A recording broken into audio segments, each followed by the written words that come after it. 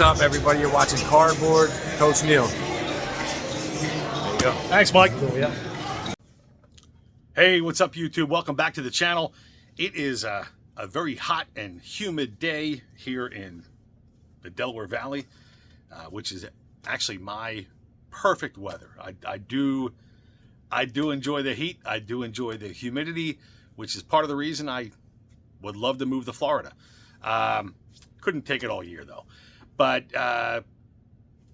figured I'd make a video real quick. I've been meaning to do a VR for Dan, Dan's Vintage PC, celebrating 3 years on YouTube. But also I'm going to combine that with showing off a couple new pickups. So Dan has recently celebrated 3 years on YouTube.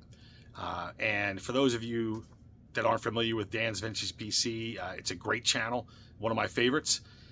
Does a lot of deep dives on some, obscure players, obscure issues, baseball history, just some real good content other than pricing and drama and who knows what else. I do enjoy those kind of videos as well.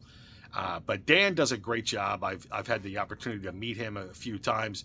He is just like he is on his video, just a good, solid guy to meet, have a conversation with. So Dan, congratulations on that 3-year mark, which makes you now eligible, by the way, for the YouTube Hall of Fame.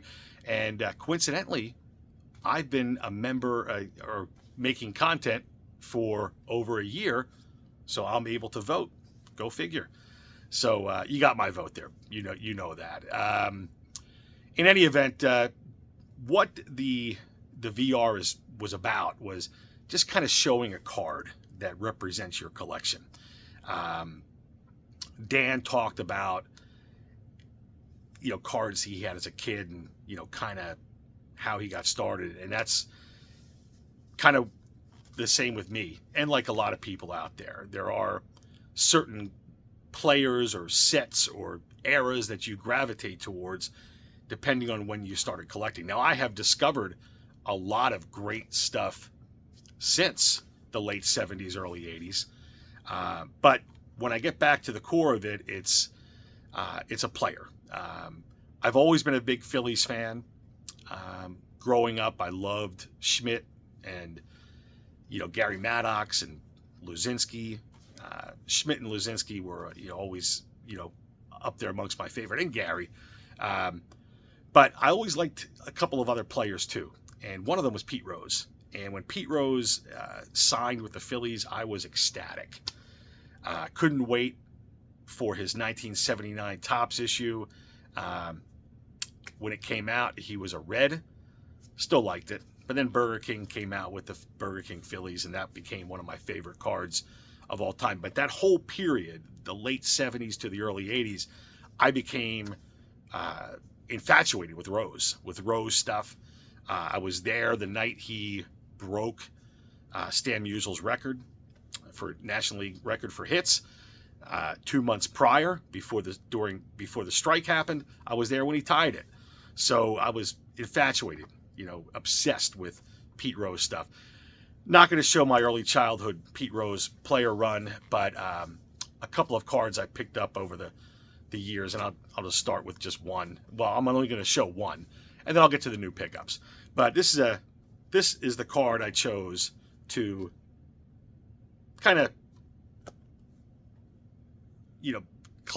classify my collection, for lack of a better word, to describe my collection. I'm player run oriented, but I also like things that are a little bit off the beaten path, like this. This is a 1963 picture pack Cincinnati Reds, and that's Pete Rose, of course. Now, down here, the font is that's how you can kind of tell. So I'm almost certain this is 63. I haven't looked at it in, I don't know, 10 years, maybe more. But there's something with the font. PSA no longer, I don't think, grades these. I think they just deem them authentic. This one is going to remain in the top loader. Second base was written on the back. I guess I could Kurt's card care this, but why? But this is the card I chose, just because I'm a player guy, I'm a Pete Rose guy, and I also like things that are considered oddball. So, Dan, congratulations again on 3 years. Hope to see much more of your content. Hope to see you in September and at other Philly shows. And congratulations again. I'm going to turn the camera around. I'm going to show you my pickups. So let's get to it. Okay, I got the camera turned around. First thing I'm going to show is this. This is a marker doodle that I commissioned from Scott over at Reindeer Studios. Watched the video the other day. This arrived today. And I'll tell you what, these things, I love watching the creation, but seeing this in person, it's just fantastic. All the little details. It's just how Scott creates these things. I don't know, but he just does a fantastic job. Anyone that is considering ordering one of these things, I highly recommend it. And if you can, go with the 8x10. It really just makes a huge difference. This is my second one. I ordered 3 last year. I asked them to be spread out. And so far, he's 2 for 2. I gave Scott, I said, hey, I wanted a younger Hank Aaron. The Pete Rose I got, I said I just want him as a Philly in a powder blue uniform. And the third one, I won't say what it is, but same kind of thing. Just give him, artist choice, freedom. He's gonna do a tremendous job. Scott, thank you again. This is going to be on the wall in my new card room sometime in the fall once I have an idea what I'm going to do with it, or how I'm going to decorate it. But this is fantastic. So next up is a Lincoln Mercury Montejo postcard, and it's from 1972, and this is from Pete Rose and Johnny Bench, Lincoln Mercury dealership. Now, it's not as cool as the one that Rob Cash Cards has, but you can see the Pete Rose and Johnny Bench on the back. So this fits in nicely with the Pete Rose collection that I've been working on for about, almost 50 years. It just adds to it. Kind of weird, but it's kind of cool in the way. I've known about these things for quite some time. Some of them just have regular postcard backs, but some have this and a much cooler design that Rob was able to find. And one day I'm going to pry that out of his hands. So we'll see. And there's that. Next up, made a kind of a deal for a 56 Willie Mays. Love this card. Little cash, little trade amongst good friends, good stuff.